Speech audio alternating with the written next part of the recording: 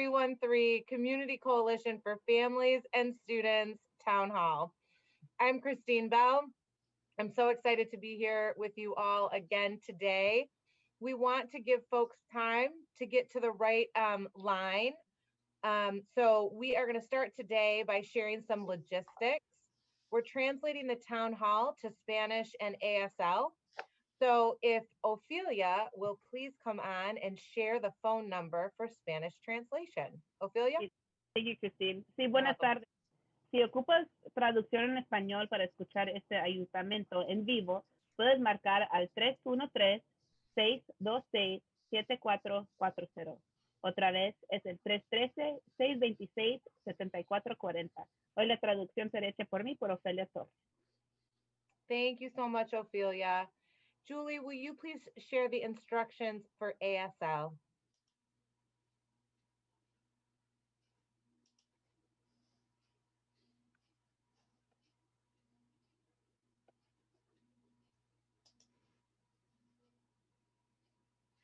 Thank you so much, Julie.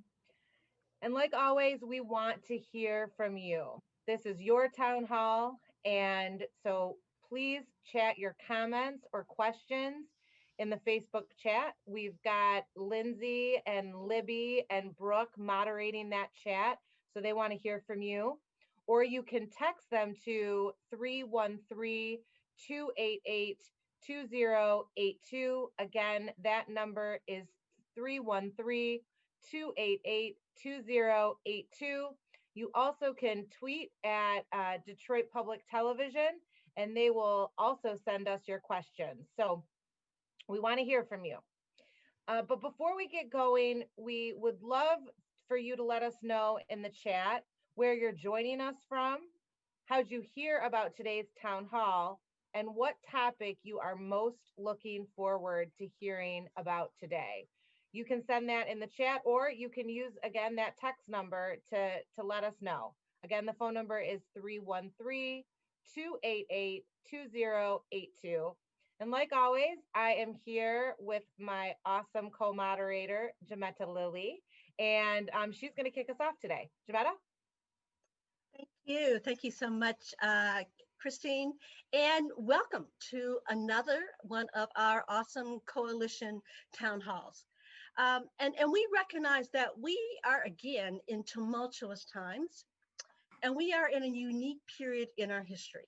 And certainly we hope that many of you are feeling a sense of optimism, joy, and at the same time caution, because we recognize, as those of us who are students of history and social justice, that change takes work, and we have much of this work to go ahead. And yet we are in the midst of COVID. And so one of the things, families, that we like to do consistently is not to pretend that there's not pain, not to pretend that many of us are masking, in fact, how heavy the burden of online training is, how heavy the burden is of the families that we're losing, how heavy the burden is of the Black and brown bodies that continue to be maligned and to be destroyed by an unequal system. But today and throughout our upcoming weeks, we want to ask you to join us for just 10 seconds to hit pause, to remember, and to send forth a prayer, a meditation for all the hundreds of thousands of lives that have been lost in this country, but also right in our own city and in our own households, and in my household, in your household. So if you would, 10 seconds to pray or meditate on those beautiful lives that are no longer with us.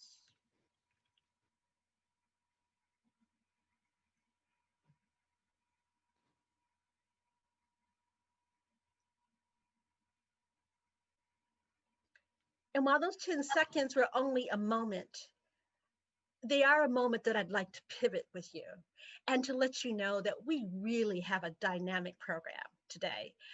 Sometimes we're even more dynamic than others. We're very pleased to let you know to please stay with us, because we're going to have an update on Governor Whitmer's Racial Disparities Task Force. We're going to get to hear from our state level folks who have the responsibility to assure that our elections are protected and safe.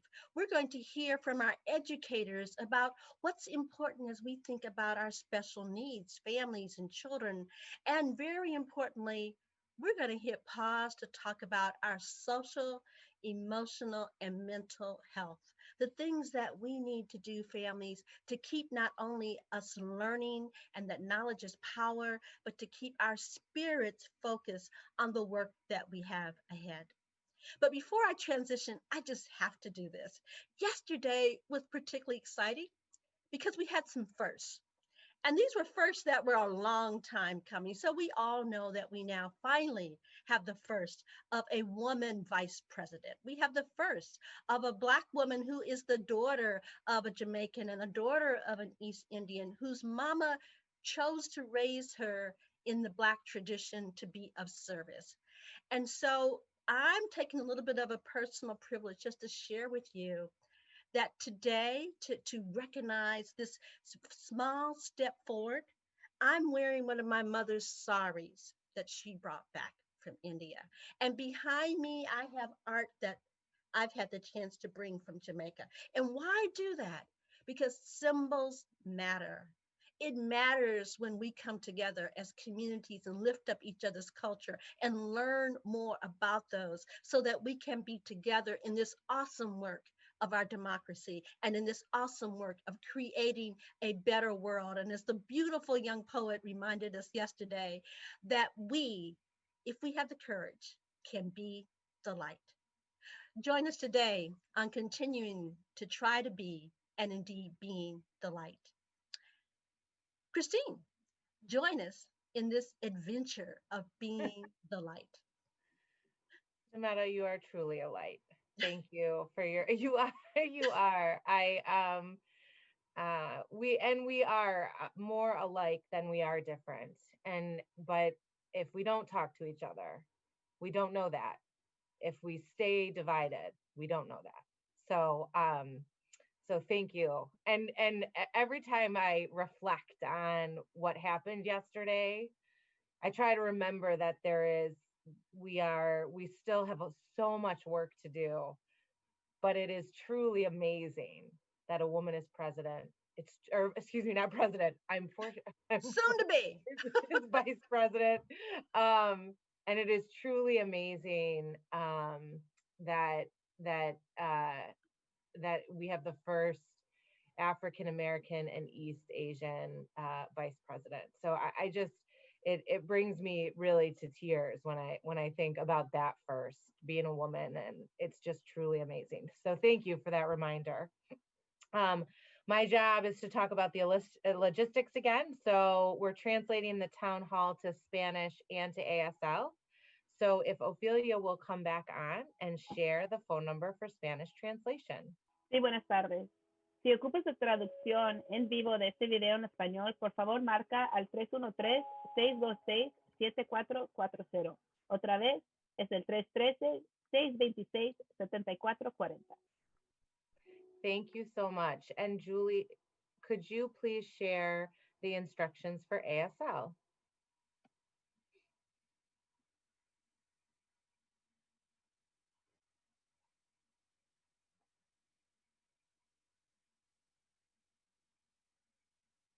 Thank you so much, Julie.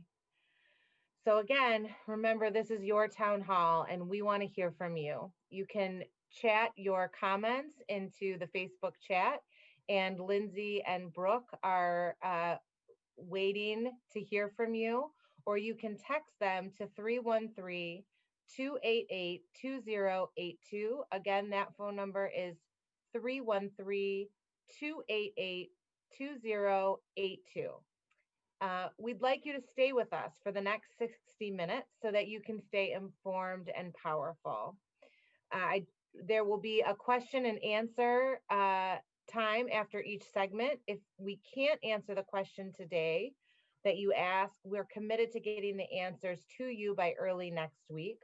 All questions today that are asked, with the questions and the answers, will be posted on onedetroitpbs.org and on DPTV's Facebook page. For our guests today, our experts, please remember to speak slowly.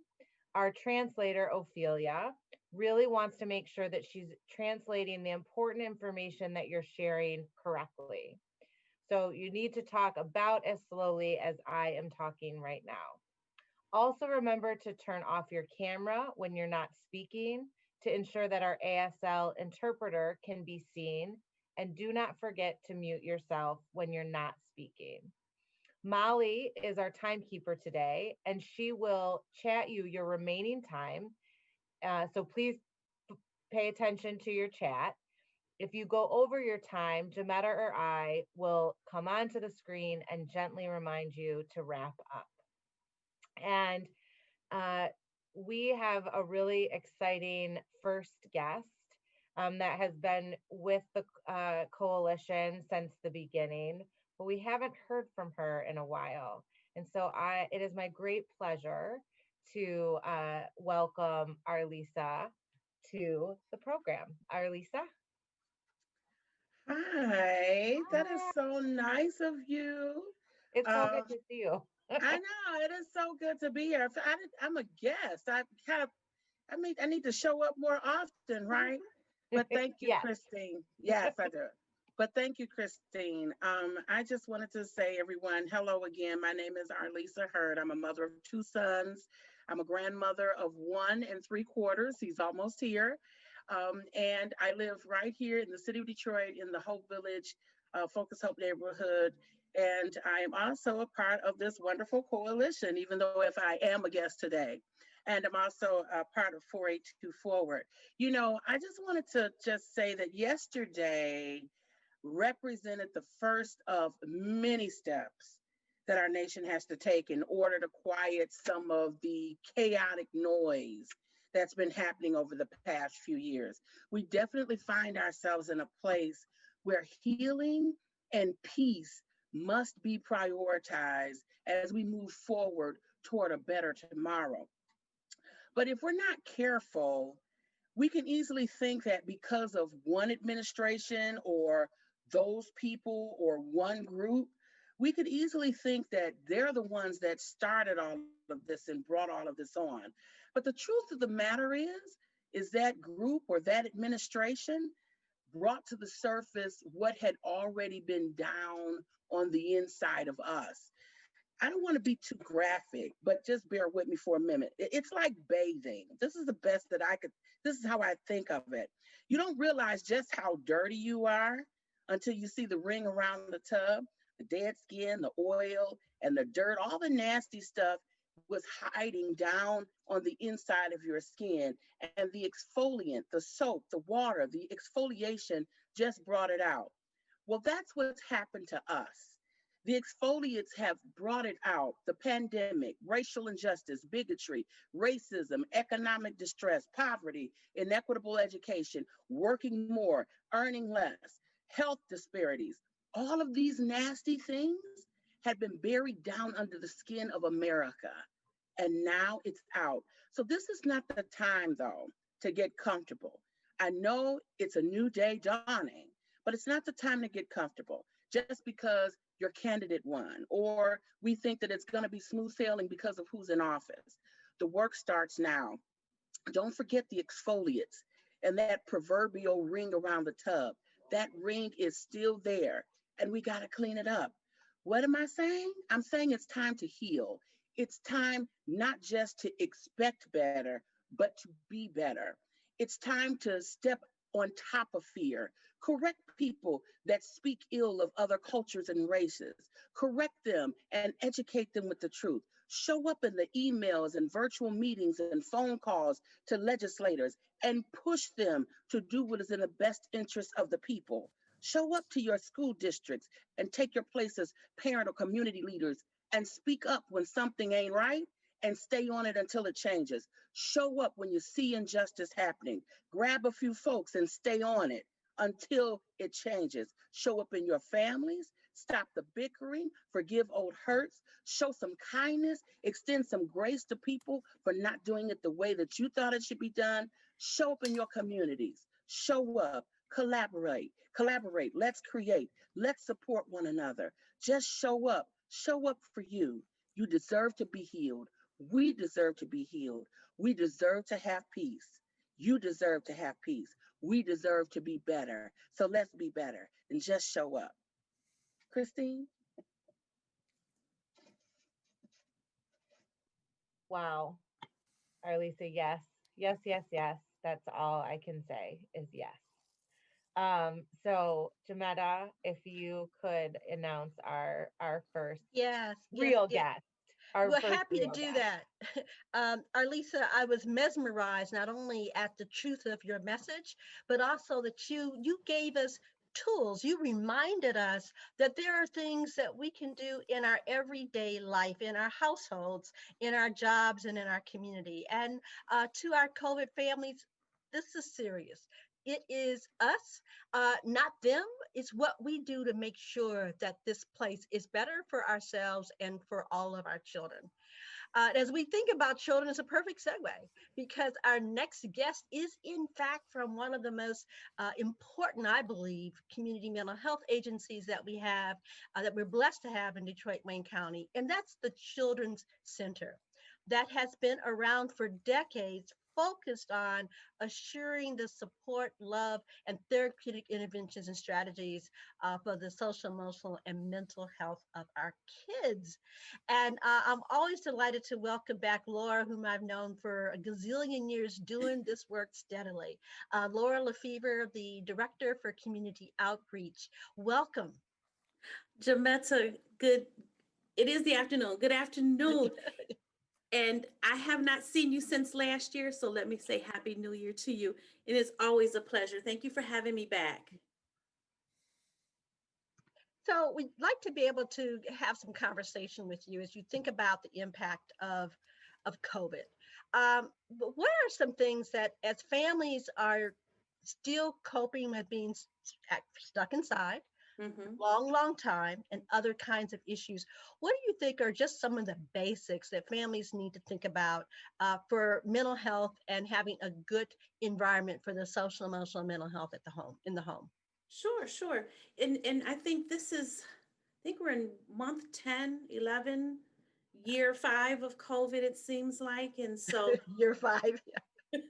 this is ongoing. And though I laugh about it, it is very serious because as we continue through this pandemic, some things seem very normal and many things are still not normal.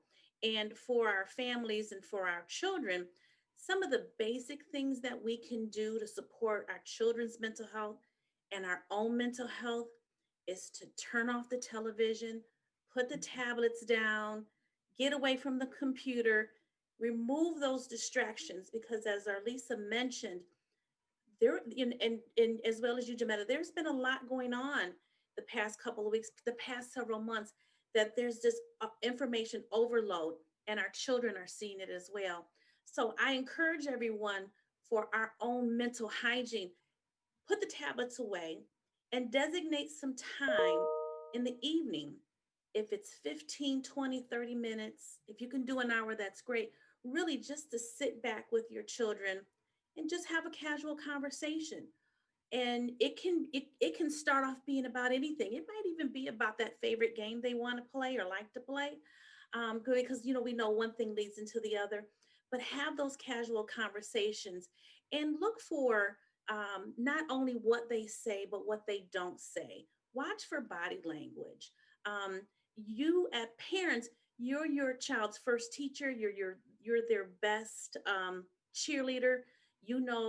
When they're up and when they're down. So we can really pay attention to a lot just through casual conversations. And thank you for that reminder to all of us and families about turning off the TV, putting aside our cell phones, and just really looking at each other and holding each other and trying to be as normal but affectionate and loving. Absolutely. But as we think about that, what are some of the things, the mental health needs that you're seeing for around children during this time period? Jametta, and everyone can attest to this. We're in Zoom fatigue. And there's many platforms. So there's Google Duo, but we're all inundated now with being on the computer. And for our children, it is very stressful. Children from early elementary, preschool, early elementary to high school, they're used to being out and about and interacting and going to recess and all those different things that school time means. And so what we're seeing with our children is just the fatigue of being on the computer. And it's resulting into stresses of getting their schoolwork done. They're just tired of being on the screen. And the challenge of now, I can't get my work done. I feel as if I'm falling behind. I have a very good friend who was working with her niece, and she had fallen behind several assignments. And she just streamed in tears, and she's only 6 years old. And she says, I just don't want to do this anymore. So the stress right now of the ongoing virtual learning, which we know it for health reasons is necessary, but we're seeing a lot of that fatigue right now because as many mental health providers, we are also doing telemedicine, telehealth virtually. We're also doing face-to-face, but depending on what families' needs are and their level of comfort, they still would like to do telehealth. And for the children, it's starting to wear. So that's a really interesting question. So the reality is that we are all Zooming and Ring Centraling and Microsoft teaming each other. Yes. In children's centers experience around telehealth or digital health, how are children responding to talking to their therapists or being in groups with other children? What's been children's center experience on this? That's an excellent question, Jametta. Now, the uptick, the upside of telemedicine and telehealth, we've seen more participation, and for not only for our younger children, but for some of our older middle school and teenage children as well. The engagement has increased. So though I say on one hand it's challenging because there's that Zoom fatigue, we're seeing that the level of engagement has risen. That's really interesting. And the data is showing that there are more people are accessing health and mental health services through this mechanism. But I'm also wondering, though, you talked about the online fatigue and our babies, our 6-year-olds literally having meltdowns and Yes. manifesting different symptoms. What are the things that you think schools could do to improve the mental health of the children that they're serving?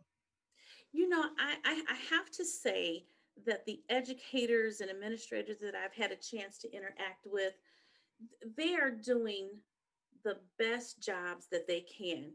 I want to bring up a point that our Lisa had mentioned, and when she was speaking so eloquently, we got to give them grace. We've got to give grace because what we forget is that this pandemic is affecting everyone.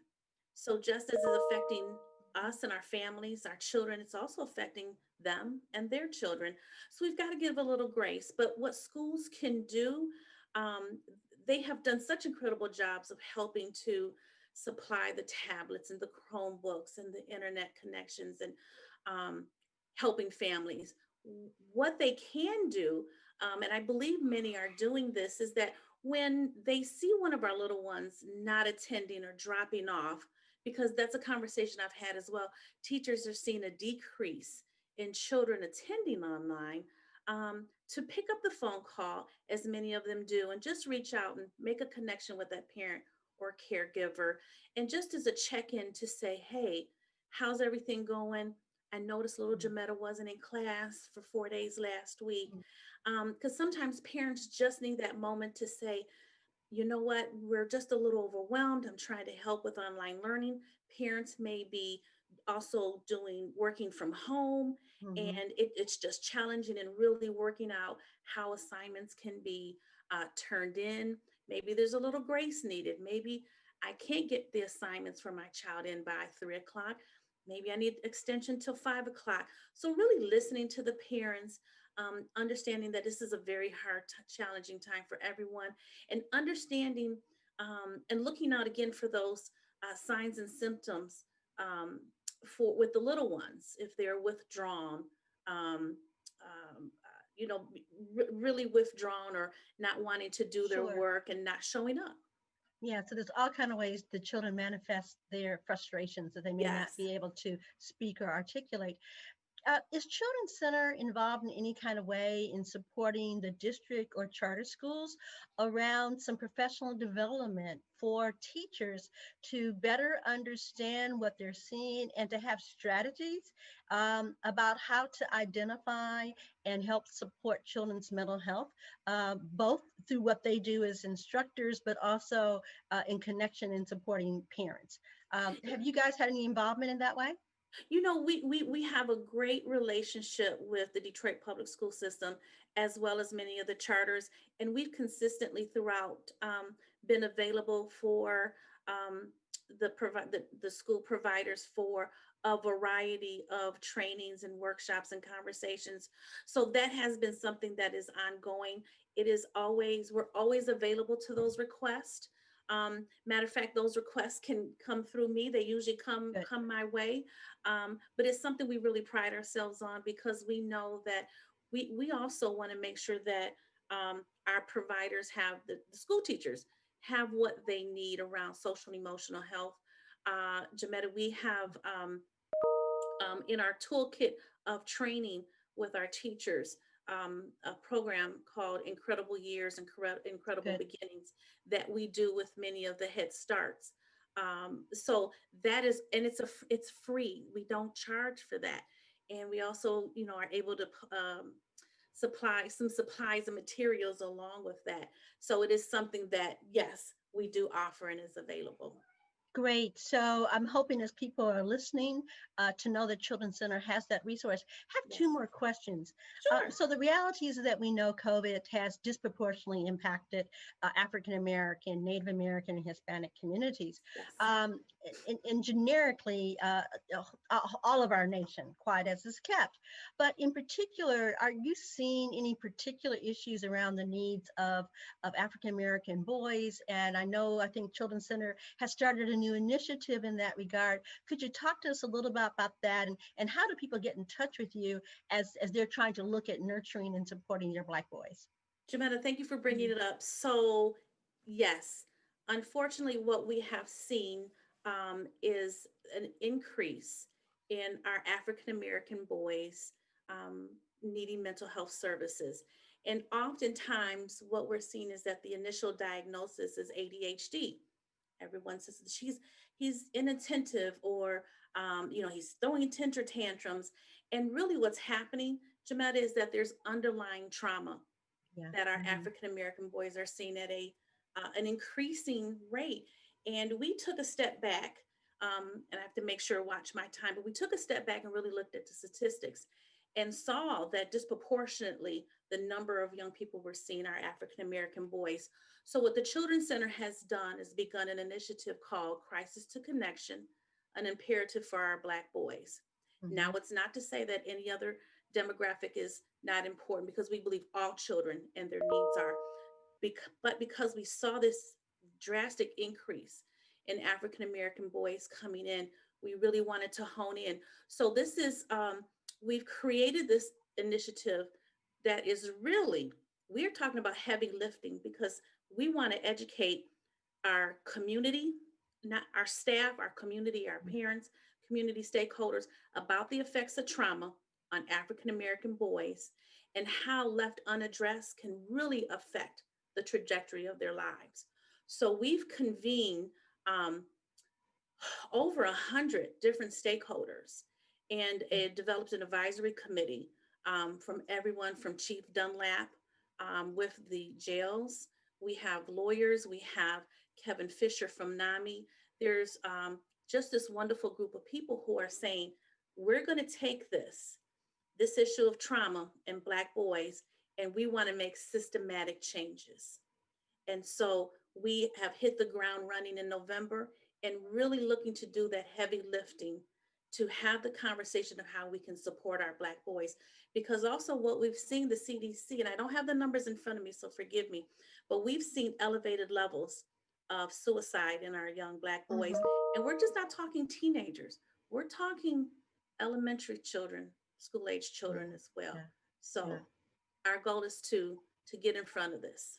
Yeah, and thank you so much for bringing up the issue of trauma. And maybe this is an opportunity for us later to have more conversations, because families are struggling generically, and there's so many dynamics, and that we are losing our elders, our sisters, our brothers, our Yes. dads, and so that is exacerbating the trauma that you're speaking to. So we know that you're our it person to contact you. Yes. Could you please make sure that we have your information in the chat?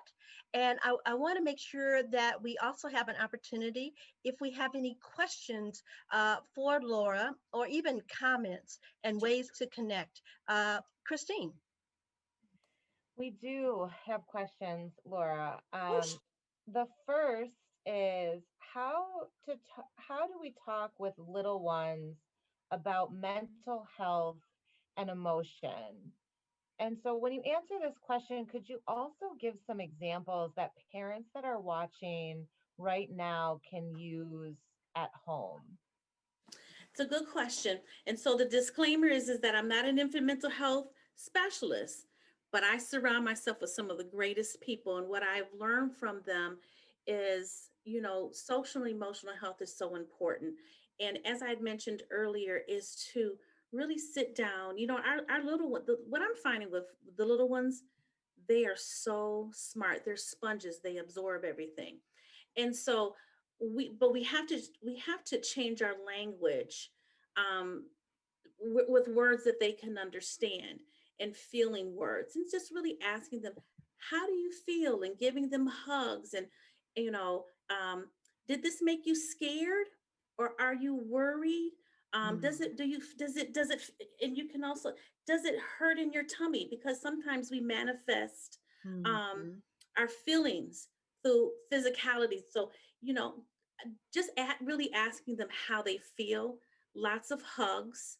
And I would also say, if you have any questions, I want to refer everyone to our infant mental health specialist. And when I say infant mental health, we really have our early childhood is really birth to 6. Now we service birth to 21, but we have therapists who can ask a variety of questions from birth to 6, because that is their innate specialty. And they specifically work with children around social emotional development, and that language of feeling. And I always do this because we start to feel things in our bodies, especially in our little ones. They do. Yeah, yeah, and I have found with my own children, helping them to attach the emotion, whatever the emotion is, to the behavior, right? Like, Yes. because when you don't have words, you know what happy is, but joy and frustration or sadness, And like, pictures, Mhm. using pictures. mm-hmm, Um, as we go to our physical health doctors, we see those happy faces, and it goes from, the elated joy into, very sad. And having children draw, their feelings, colors speak volumes as well. There's a difference between bright colors and very dark colors. So you can tell a lot just through play. great. Thank you for that. And I Absolutely. thought you were going to go there, but you didn't. You said you could reach out. Could you, the next question is, can they provide their number and contact information? So Yes. could you say the number out loud, but could you also put it in the chat? So our chat moderators then can take it and put it out onto Facebook. Um, Absolutely. So everyone, just again, my name is Laura Lefevre. I'm the community, we just changed the name. I don't even know who I am these days. Community Partnerships and Projects Director at the Children's Center. And so the number to the Children's Center is 831 5535. Now that's our universal number, and that will get you everything from our intake department to me, to everything that you need. Um, and then families can also access, and I think I've overstepped my time, but if you have access to the web, go to thechildrencenter.com. Great. And then the last question, and this is quick. Sure. So my face was like that because my children started to come into the room. Do you have any services for Spanish speaking families And so are there bilingual services? We do have bilingual services, and depending, you'll have a therapist and a clinician, and if there are interpretation services needed, we provide those at no cost to the family. May I completely break protocol here? Go for it. Yeah. This is Reverend. Hi, Reverend Simmons. I will give up the ghost if I don't raise this issue. I'm listening to you speak, and I'm particularly moved by your statement about parents and their superior knowledge of their children. We have a program through Hope Starts here in the Brightmoor Alliance called 6 a Days, which is hug, encourage, read, talk, sing, Yes. play. Yeah. So we are encouraging parents to create what we call 6 a day moments every day. Do you, as part of the Children's Center, have anything analogous to that? Because it is so important that parents know that they can help the mental health of their children just in the home by what they do every day. Yes, yes. And so we have several evidence-based practices that our early childhood development staff do with the families. And Reverend Simmons, you hit the nail on the head. We all love affection. Humans, it's in our human nature.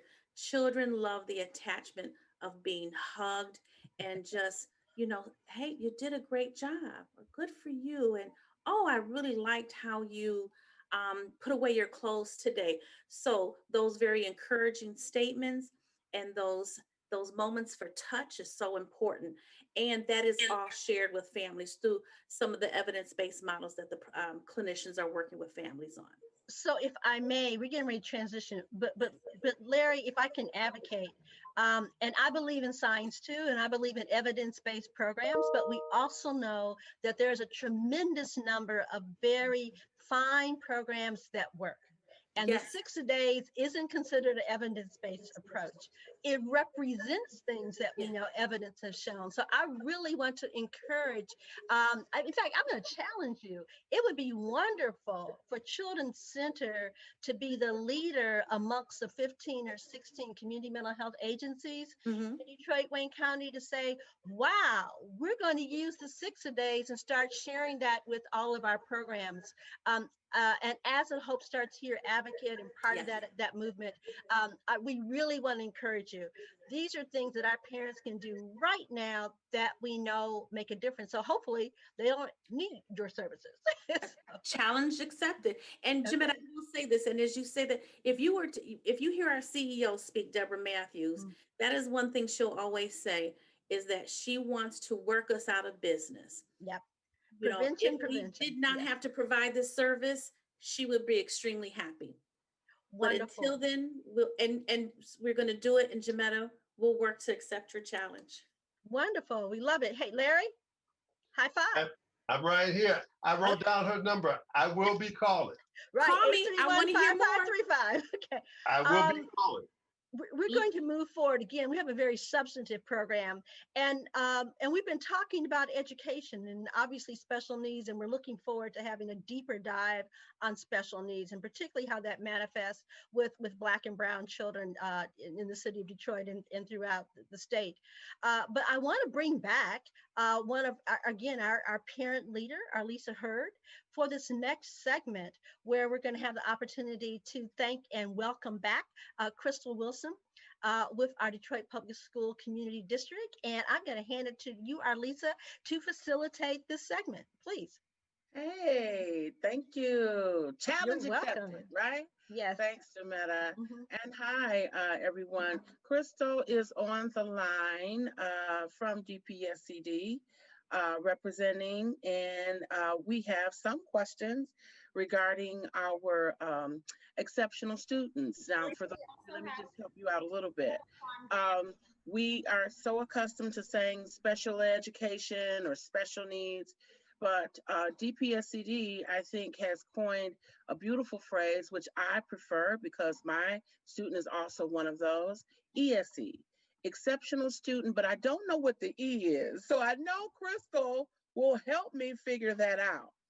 But Crystal, there are a few questions that have come up that we're hearing from parents, and I just kind of wanted to ask those questions. But before we begin, can you tell us what ESE? I don't know if I hope I got it right, but can you just share with us what it means, the acronym?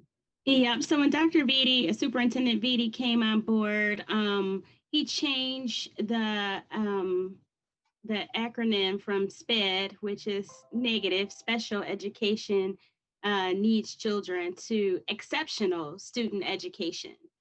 And so therefore we call it ESE because it's exceptional student education now. And so we built the program and a plan around that. And I really like that. I think it's fitting. I think it's proper. It's welcoming, and it just as an ESE parent, I feel like the name does put me in a different headspace when I hear it.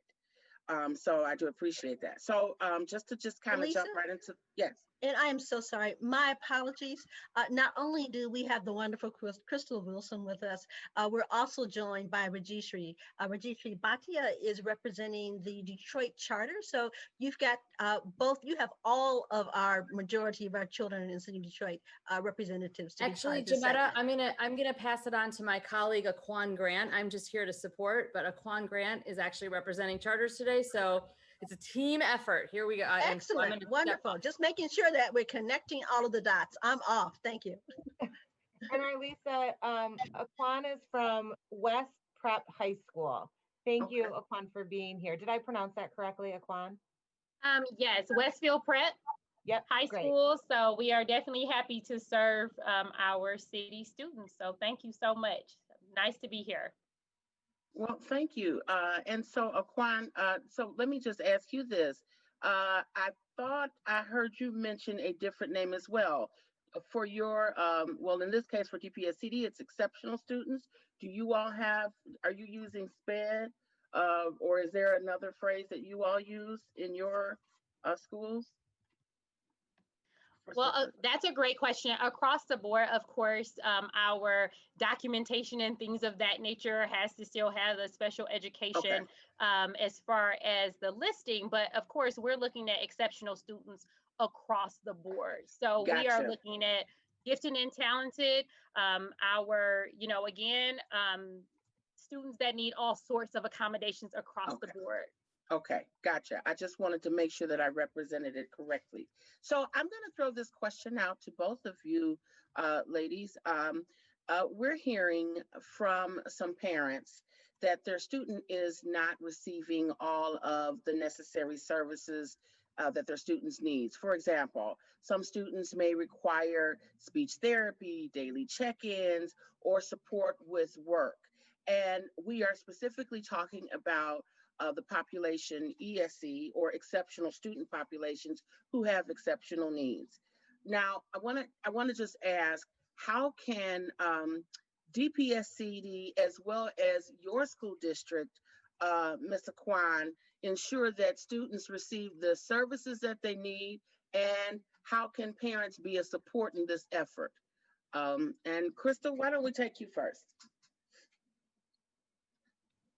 Okay, I'm going off mute. So as you know, we've been together for a long time. Seems like one long day since March. And I want to just thank our panelists that came before me. I echo all of your sentiments. And so I think that's really critical to the issues and concerns that the parents are having. We're in a pandemic, and so there has been a lot of barriers that have been put forth, especially when it comes to our exceptional needs students. There's a lot of hands-on work that's required when we're working with our exceptional needs students. And due to social distancing, due to teachers not feeling completely comfortable working in person, due to the high infection rate, it is difficult to honor all of the IEPs and its requirements during the pandemic. But our exceptional student education team did create a parent pack, and they met in November, and they met throughout the pandemic just to address some of the concerns due to the barriers that are presented with social distancing and also the virtual nature of school right now. Our biggest outreach right now is going door to door. We're actually working to engage students and meet them literally where they are, and go into their homes if we haven't seen them in a couple of days or heard from them over the course of 5 to 10 days. A lot of the things that we're encountering is we'll have families that are engaged and then they'll disconnect for various reasons. A lot of the reasons were discussed before we started this conversation. And as a result, it's very difficult when there's a disconnection to create that continuity that's needed within the confines of the restrictions that we're facing. But Dr. Vitti has put together an online task force, and the first meeting is Monday, and we're going to get together with our parents and our staff and really talk about some of the barriers, talk about how we can close some of the gaps, and really think about deeply how we can address these needs, because the pandemic, it looks like it's here for a duration. It's not going anywhere, but the student learning needs are persistent and they're getting more important as the engagement level in that particular cohort of students, it's critical right now. Okay, thank you. So now, Ms. Aquan, would you like to answer that briefly if you could? Absolutely. I definitely would echo Crystal's sentiments here for sure. And I think a part of it starts with those structures. Like we mentioned, teachers, what supports do teachers have and what do accommodations look like in the virtual space or in this in-person space in that socially distanced environment? So our schools have done a lot of work equipping teachers with what those accommodations can look like in that virtual space. For example, a paraprofessional, if you're virtual, how do you have a one-to-one para? Well, we create a Google link with the one-to-one para separately from the classroom, and that student is in both spaces. So the one-to-one para is actually able to intervene just like they would if they were sitting next to the student.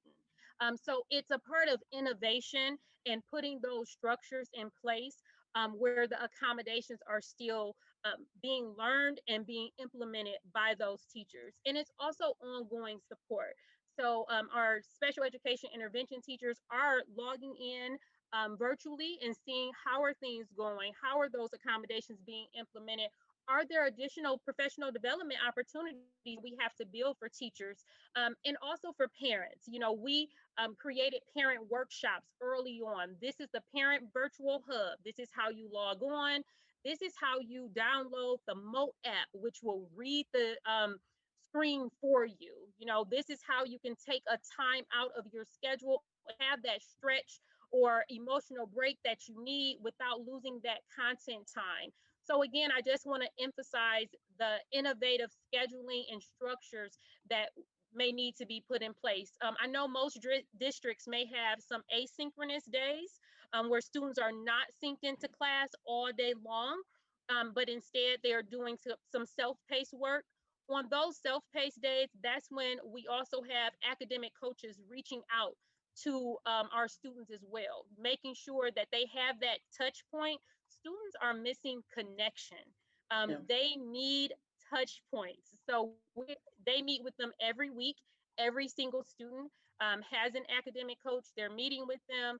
They're working with them. And outside of that, working with our community partners as well. So there are quite a few partners that we have outside of the school day that also reach out to our students system.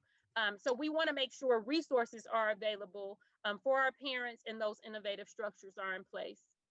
Okay, thank you. So now you mentioned you were talking about asynchronous learning and reducing some of the screen time, which kind of leads right into this next question.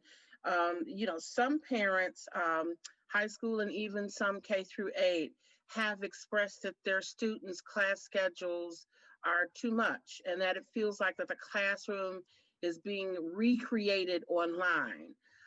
Do you think it's necessary that students carry a full load of classes like they would if they were face-to-face? And Can there be some adjustments made to student schedules, even in K through 8? I'll let you take that, Ms. Aquan, first.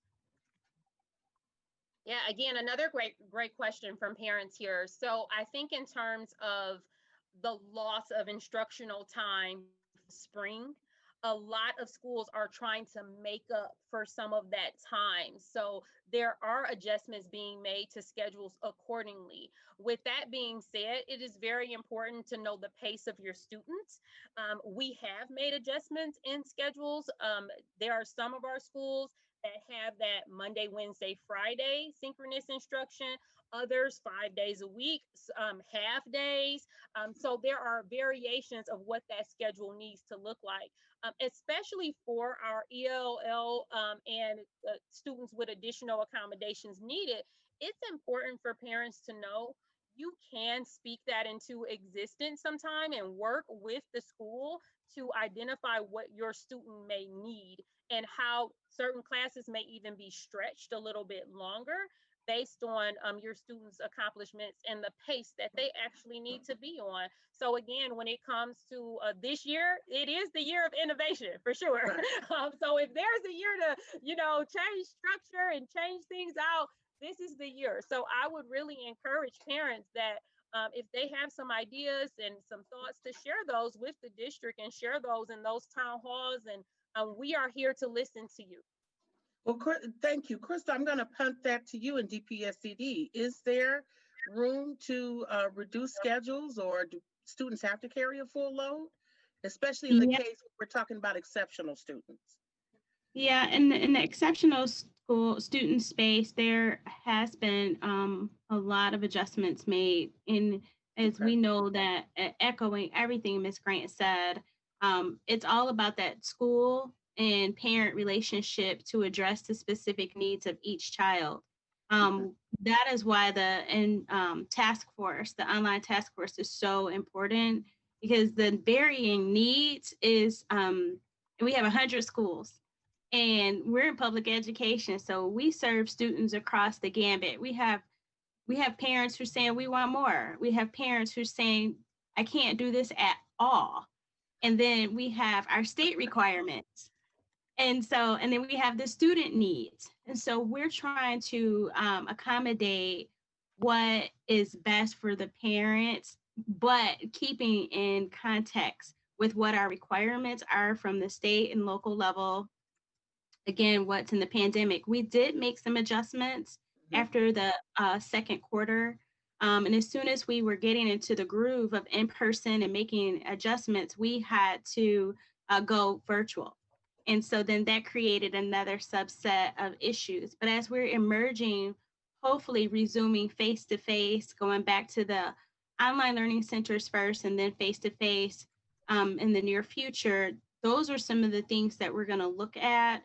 We're going to look at grading also, because a lot of the reason why families are looking to adjust is they're asking the question, how is this going to impact my students' grades? Yeah. And so we're looking at perhaps not only adjusting the amount of work online, but the weight of the work. Will we do minimum required lessons? We don't want to move to a pass-fail space, but we do want to have that discussion. We want to look at how grading is done. Would be more weight on attendance and engagement? Would it be more weight if they turned in 2 assignments per week versus an assignment every day? So those discussions are continuing to be had. I know Dr. Beatty next week is doing another parent listening session. And so as Ms. Grant said, we're just being innovative, and we're trying to do what's right for each student as we take in consideration their needs. Thank you. Now, there are a couple additional questions, but I think we are right up on time. So, Christine, I do believe there is a way to get the questions and have folks in the audience have the responses from Ms. Crystal and from Ms. Grant. Isn't that possible? That is. Yep. Okay. Arlisa, that is. So if I should say yes, that is. And if you could If we could just share the questions with both and have a written response, that would be wonderful. This is Okay. such an important topic. Yes, it is important, and I don't want it to fall by the wayside, because there were a number of things that Crystal and Ms. Grant hit on that I think definitely speaks to, but there's a whole lot more. So yeah, we'll get the questions out. Okay, well, that is it for my section. Did I do okay? Oh, come on, Lisa. You know you were wonderful. And that's why you are a parent leader. And contrary to what many people don't know about Detroit, is we have awesome people at all levels. And Alisa, you're an example of that for sure. Thank you. Yes. Thank you. So speaking of all levels, as we always try to do, families, is to bring you trusted resources from all levels, from both the state, our city, our government, and who's working right in the neighborhood next door to you to make a difference, to make sure that you are safe and healthy during COVID. And of course, one of the most phenomenal things that really has happened is we all know that we are blessed to have a governor and both the chief health officer who believe in science. But not only do they believe in science and have helped to mitigate and to lower COVID for us in the state of Michigan, they've also been very focused and understand that racism and structural racism has been with us a long time and has manifested its head in the most ugly way through COVID. So they created a racial disparities task force. And I think I would be remiss if I didn't share that one of my blessings is to have the honor of serving on that racial disparities task force. And so as part of that work cannot happen without really smart, intelligent, know how to get it done people to help lead it up. And that's my segue to introduce to you Tommy Stallworth, who many of you know in lots of different hats and ways, and I'll let him speak to it.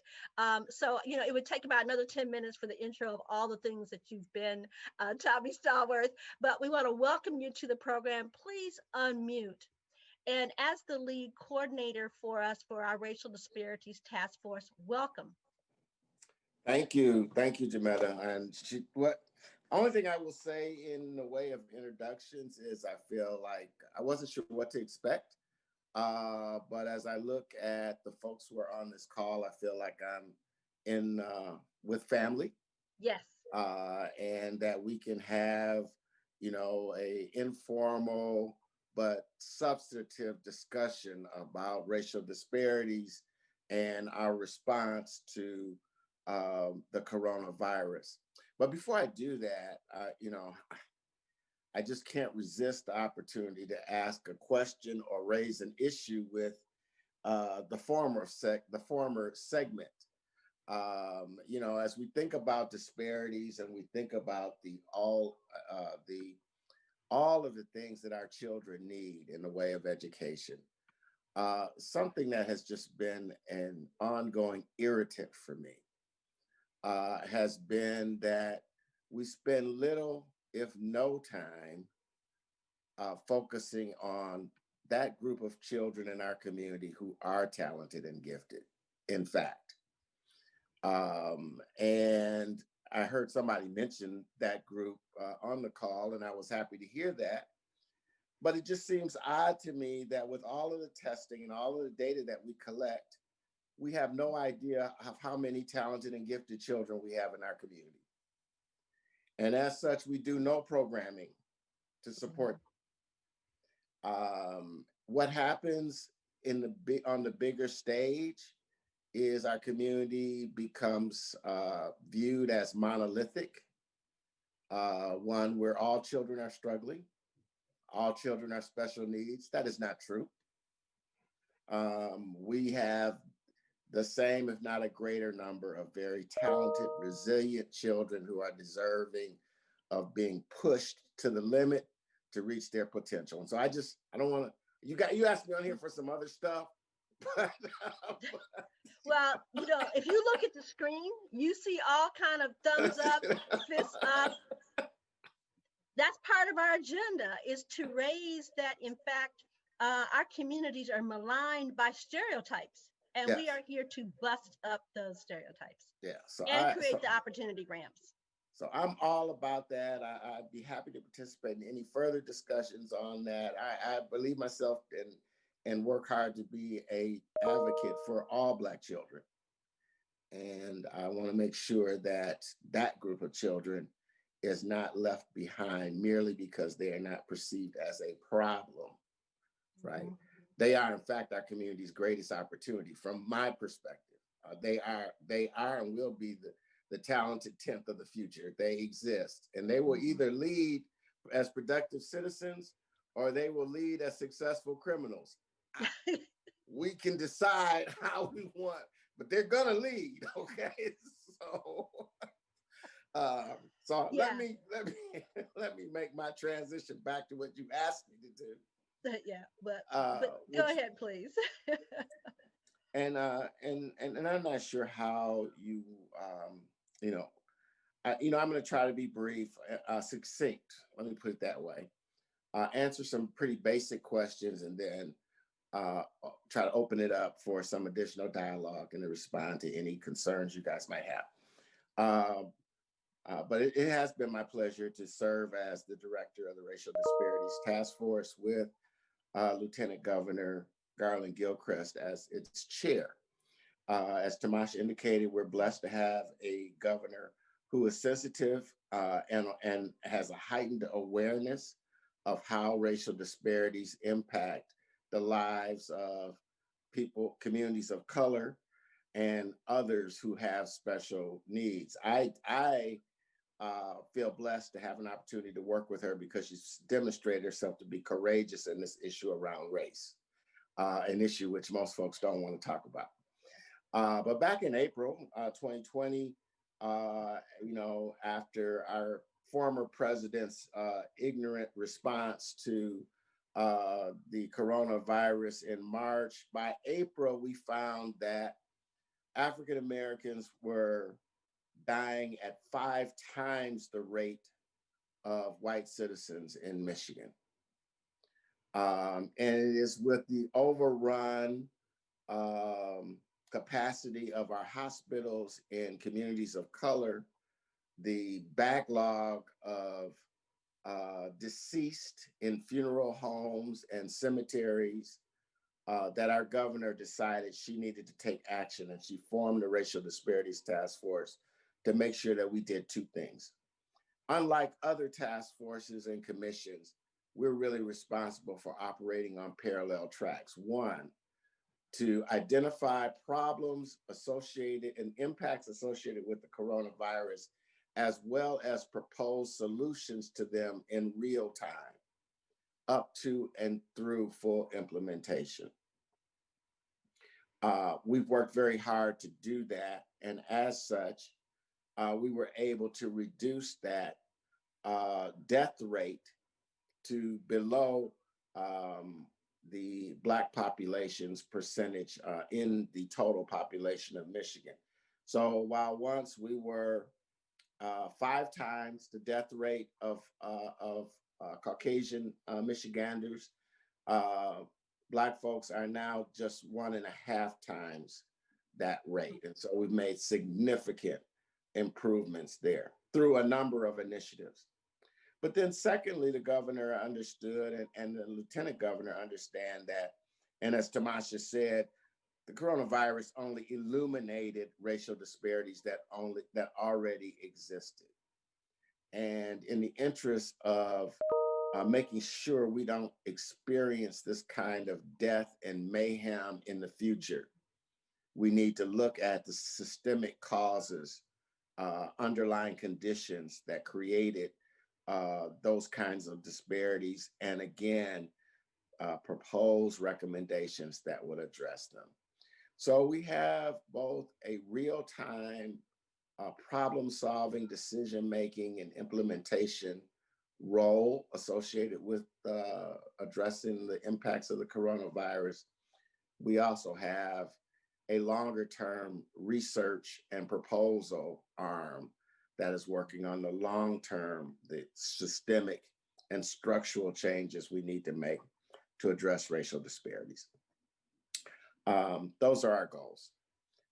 Those are our objectives, and we try to live true to them. We're organized in a way where I think we have 25 members on the task force, but we recognize that that wasn't enough, that we needed a much broader participation rate. And so we also included what we call a community stakeholder table that meets every other Friday. It's made up of representatives from the faith-based sector, grassroots community organizations, philanthropic organizations, municipalities. It is an open meeting. And so those who attend that meeting get the same information that our task force members get. But not only that, they have an opportunity to weigh in and to participate in real terms in the work that is being done. Tamasha, I don't know if the team received a copy of our interim report. So in fact, that is one of the things that we'd like to make available. And also, one thing that we would love to do, so we'd love to be able to make sure we get that interim report out. We also would love to be able to have some follow-up, deeper conversations with you and members of the task force about those specifics. We're blessed to have part of, as you said, the family. Is Hester Wheeler, Hester being the Assistant Secretary of State. And because both of you are at the state level, we've got Reverend Larry Simmons to potentially do some brain drain on both of you for your perspectives around the election and things like that they are working with. So bear with me, we're going to actually make a transition, and as family does, is bring some more people in the family together. Yeah, so I'm going to pull back and just kind of wave and say, Reverend Larry, please come on board with us, as well as Hester Wheeler with Tommy Stallworth, and let's have a discussion about what we witnessed, the elections, and what's going on in Michigan. Larry. Go ahead, Larry. Tommy. Before you do that, Reverend, and I think I explained to Tamasha, guys, look, honestly, I would love to stay on this call, but I am like super jammed, and I have 2 task force meetings I have to prepare for tomorrow. No worries. Plus a legislative Black caucus and Detroit caucus meeting. And so I got a number of things that are on my head right now. So that was assumptive on my part, accept my apologies. That's okay. Go forward. And do good work on our behalf. Yeah, not a problem. But what I want to do in closing, guys, I do want to forward our interim report. I can do that as soon as I get off of this call. I think what you're going to find is work and outputs that you can be proud of. We have taken a very deliberate approach to problem solving. We want to make sure that our efforts, that we're not just boiling the ocean, that we have true deliverables and impacts that we are pursuing. And so those of you who have opportunity to participate in our meetings, I would welcome you to do so. And Tamasha could share that information. We are completely transparent. All of our meetings are open to the public. And so you're welcome to join those calls as guests and hear those proceedings. We meet every other Friday. Tommy, excellent leadership, my man. Excellent. Thank you, Hester. Thank you. Back at you, bro. I have a minute to take a question or two. Rev, if you have anything you guys need from me, I'm happy to do that. I think we're actually like 15 minutes over. I know. No, we're not. So we're going to thank you and bring you back, Tommy, and have this conversation, both to go further into the one you began and also the one that Hester and I are getting ready to start, because even though we're going to take a minute and celebrate what happened yesterday, you know, like I do, we got big work in front of us. Yes, sir. Thank you, my man. Always good to see you. I said, you trying to catch up with the Rev here. Oh, he's in the club now. And Hester. He's in the club. Enjoying the Shiny Top Club. Well, you know, y'all are so good looking. I couldn't. Oh my God, look at you, boy. I told you, you never should have let us all on at the same time. This is I knew this was gonna be Tommy, something. Tommy, Go, Tommy, do your work, man. Go ahead, Tommy. My hero, man. Thank you for Hope Alive and helping us. Talk to you soon, man. Thank you. Thanks, guys. All right. So, my brother Hester. Reverend My Dr. man, Lefevre, how you doing? I am so excited in the spirit. You just framed our conversation. I am so excited. I'm still celebrating yesterday. And in my observation, yesterday was a moment where hope and history converged. I mean, and do you, sometimes we don't realize how toxic an experience is until you get away from it. I was determined not to watch one thing about number 45 and just make yesterday all about the future. And I didn't feel any of that stress that I had been living for 4 years. So thank you so very much, Reverend. Yes, sir. Yes, sir. As was said by John Legend yesterday, birds flying high. You know how I feel. Sun in the sky. You know how I feel. What a lifting on by. You know Yes. how I feel. It's a new dawn. It's a new day. And Go ahead, I'm Reverend Doctor. feeling Yeah. good. And what a wonderful world. I mean, I am so excited looking forward. I mean, yesterday really did begin our healing and restoration. Yeah. And there were so many magic moments. I think if there was one person that stole the show was the next generation, the young sister, Amanda Gorman. I mean, exceptional, Reverend. Girl rocked the house. You hear me? Exceptional. And you know, I'm trying to finish another degree right now at Wayne State University in African American. So is this your 5th degree?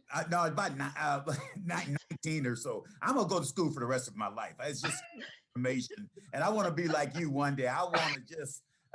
We gotta talk about the business. We can do this forever. Listen, as the Assistant Secretary of State, I can talk to you about the inaugurals you've seen. I can talk to you about the presidents that you've served. I want to talk to you about elections. And as we celebrate what happened yesterday, we also have to acknowledge, of course, that it was threatened. Yes, sir. And so the first question would be, how are you and Secretary of State working to minimize this kind of interference and illegal attempt to steal the election away from the people of Michigan? So let me just say formally again, thank you to Jametta Lilly. I should say, or should I say Tamasha? Molly. I'm all that. Yes, ma'am. I get it. I get it. Thank you for having me. This is really a critical moment in our country. Jocelyn Benson is a superstar amongst secretaries of state. She cut her teeth with the Southern Poverty Law Center investigating racism. And I think you see her passion, you see that as a commitment and a cornerstone to who she is, unafraid and unapologetic. So what you see is a country reacting to the success we lived here in Michigan. And so we know that the elections were without fraud. We managed 4 elections last year, March, May, August, and November. But we know what this propaganda and pushback is really about. So we have a lot of reasons to celebrate. Our elections were safe, they were secure, and Michigan voters trusted the integrity of our processes. 5.5 million Michigan voters participated in the process. Larry Simmons, 3.3 million participated as absentee voters. Election workers were well-trained, well-organized. We've got 1,500 plus clerks across this state who went above and beyond to do the right thing. We organized and recruited some 30 plus volunteers. I am saying our elections worked. They were wildly successful. Larry, so I am suggesting, don't believe the propaganda. Much of what we are hearing when they reference voter fraud, when in fact, that very accusation is voter suppression. Yes, it's voter intimidation. You follow me? It's a great time. So let's talk about that a little bit. Yes, sir. So part of overcoming lies is, yes, sir, is to tell the truth. Yes, sir. So how is the Secretary of State going to engage groups like us and other community groups to repeat the truth? So when the lie attempts to emerge, we can shine the light of truth on this shade from the shadows that seeks to overturn the truth. That dog will hunt too. The shade from the shadow. My man, I'm gonna make note of That'll that one preach. too. That one will preach.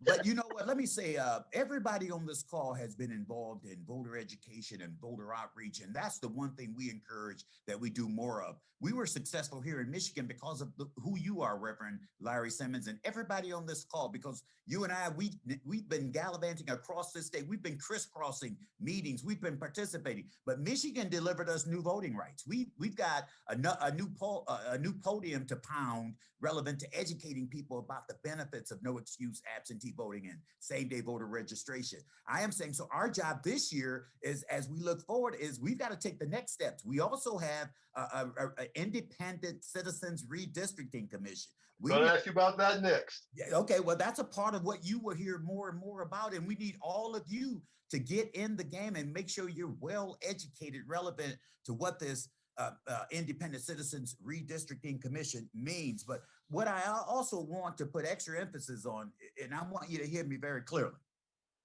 it was the African-American voter that saved this democracy. It was the African-American voter that saved this democracy. So amen. You hear me clearly?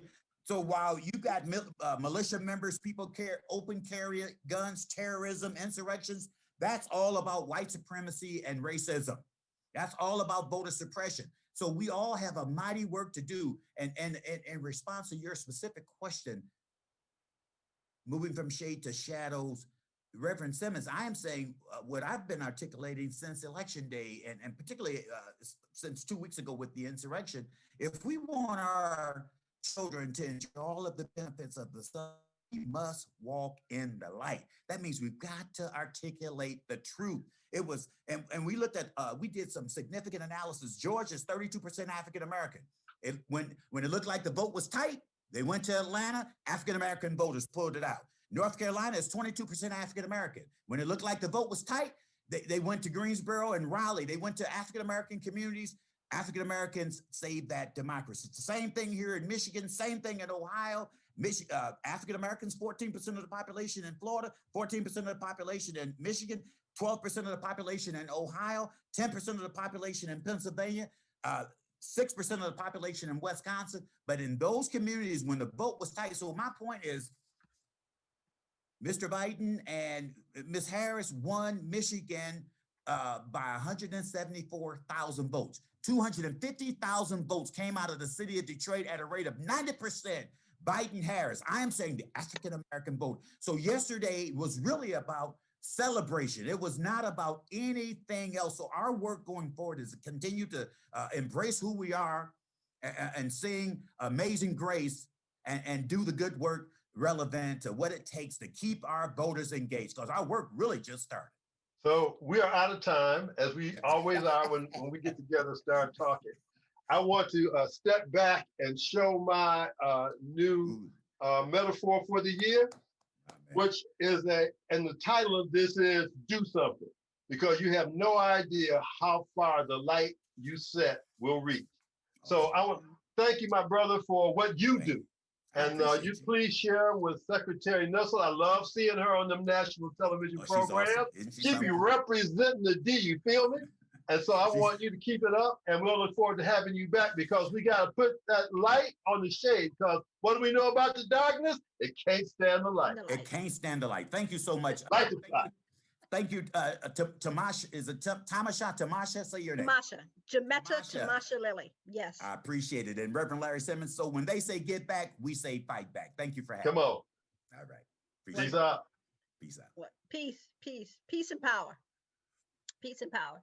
And with that, families, we're hoping that you're feeling motivated and inspired. And I'm going to bring back our co-moderator, Christine. But I also want to give a shout out to Reverend Larry for, again, reviving our energy, because we need energy for this fight, as well as knowledge and power for this. Christine, and I think we need some peace and be able to move right too. What's going on now?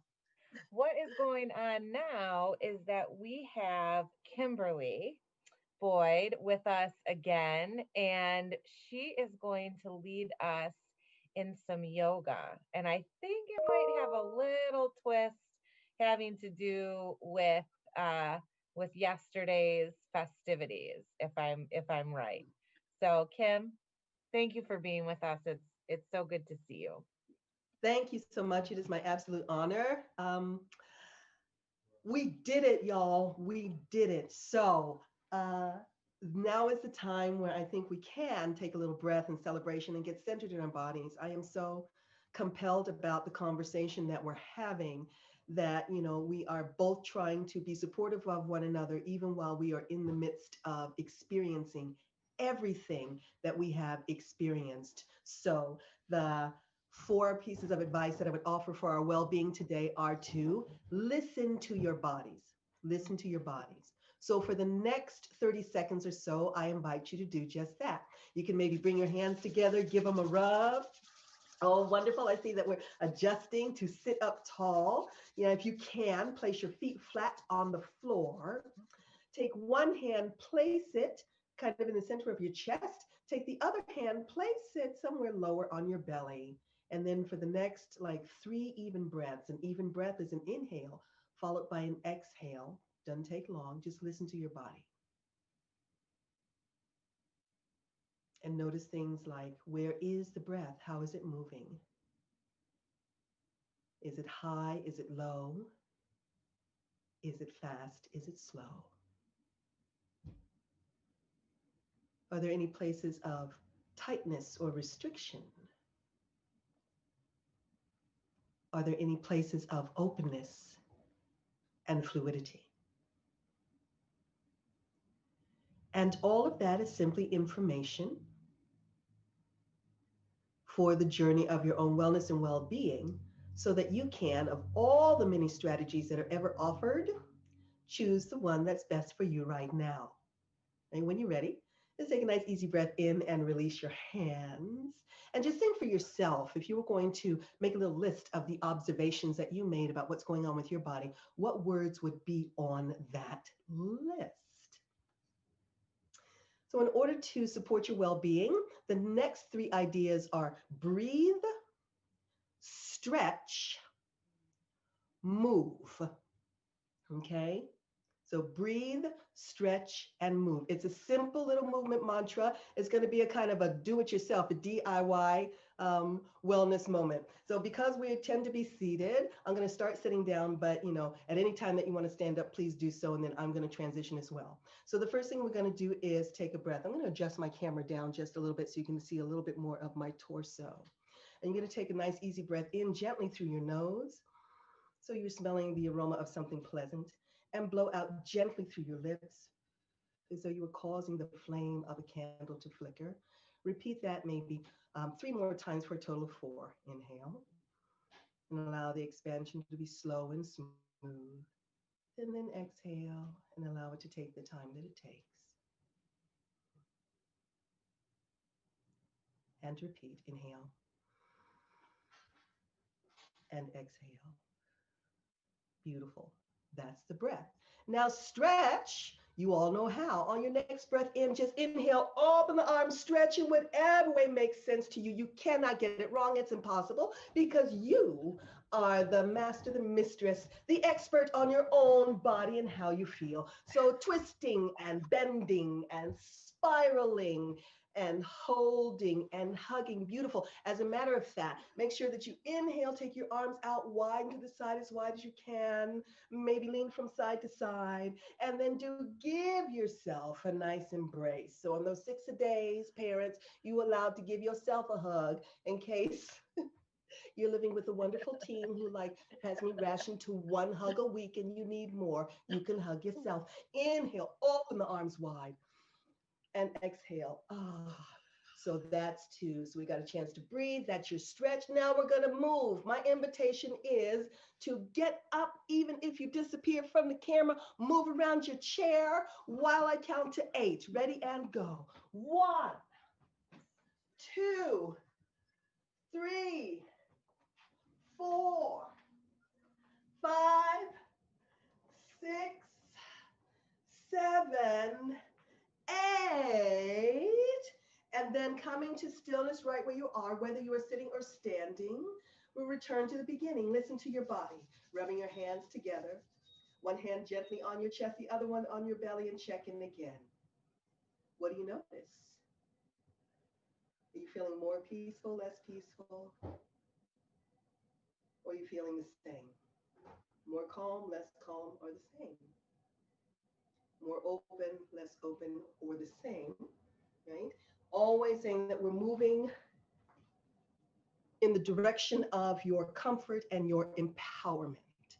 So whatever part of that made sense for you, listening to your body to see what you need, take some time to breathe. Inhale followed by an exhale and repeat. Take some time to stretch. You know how you cannot get it wrong. And take some time to move, right? That's what I have for you today, family. Awaken to your power. Stay present in your peace. Be well. Thank you, Kimberly. Thank you so much.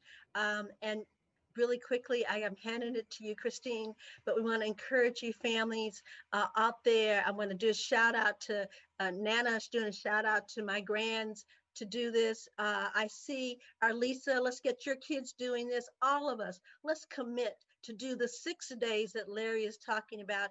And let's do these moves together to keep ourselves healing and moving forward in 2021. Christine. Thanks, Jametta.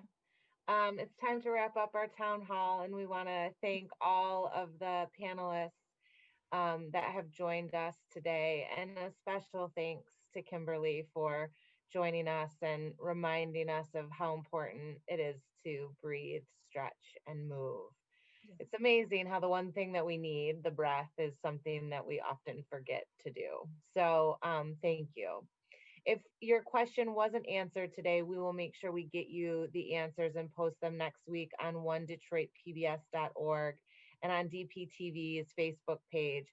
And DPSCD will be back next week. So if you have questions specifically for DPSCD, please join us next week. I think, yep, we want to announce again that there's the Take the Mic Challenge. This challenge is asking folks to submit a new way to deliver an old message about COVID-19 safety. We are not out of the woods. We are in the last 6 miles, hopefully, of this marathon. And we need to keep going and push through. So if you have a new way of conveying that message, please visit takethemic.org and submit your message and be entered to win a $500 prize, a $250 prize, or a $100 prize. The last chance you can enter is January 26th. And like always, this town hall is truly a group effort. And I think we really exhibited that today. So I would really appreciate everyone, all of our partners, to turn on their video. And while everyone is doing that, I want to remind everybody to stay healthy, stay powerful, and stay strong. Ophelia, could you share that message in Spanish? Sí, gracias. Queremos que todos se mantengan saludables, que se mantengan poderosos y que se mantengan fuertes. Gracias. Thanks, Ophelia. Bye, everybody. Have a good one. Goodbye. Be blessed.